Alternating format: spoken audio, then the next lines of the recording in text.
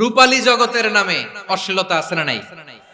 এই টার্মটা আপনারা জানেন না? রূপালী জগৎ কি জগৎ? আসলে কি রূপালী জগৎ না অন্ধকার জগৎ?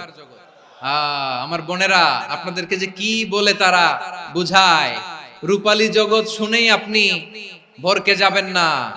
রূপালী জগতে যে নারী যত বেশি উলঙ্গ সে নাকি তত বেশি সাহসী। জানেন?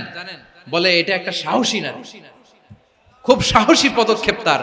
যত বেশি শরীর থেকে কাপড় নামাতে পারবে, যত বেশি বস্ত্রহীন হয়ে নিজেকে প্রেজেন্ট করতে পারবে, সে নাকি তত বেশি সাহসী।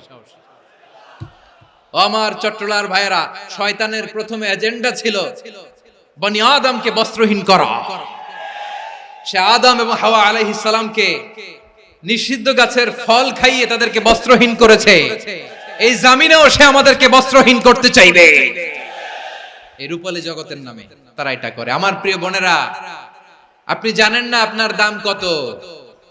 ওরা আপনাদেরকে বিজ্ঞাপনের সস্তা পণ্য বানাতে চায়। ওরা আপনাদেরকে ওদের ভোগের লিপসার টুলস বানাতে চায়। ওরা আপনাদেরকে দিয়ে ওদের খায়েশ পূরণ করতে চায়। এটা আপনাদের জন্য মোটেও ডিগনিটি নয়, এটা আপনাদের জন্য সম্মান নয়। আপনার সম্মান শালীনতায়, আপনার সম্মান হেজাবে, আপনার সম্মান ভদ্রতায়, আপনার সম্মান আপনার ডিসেন্ট পোশাকে।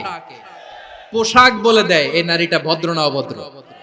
পোশাক বলে দেয় এই মেয়েটা কোন ঘরের মেয়ে। আপনি জানেন না, আপনারা সস্তা পণ্য বানায়, ভোগের পণ্য, বিলবোর্ডে আপনাকে উলঙ্গ করে উপস্থাপন করে। এই অশ্লীলতার সাথে ইসলামের কোনো সম্পর্ক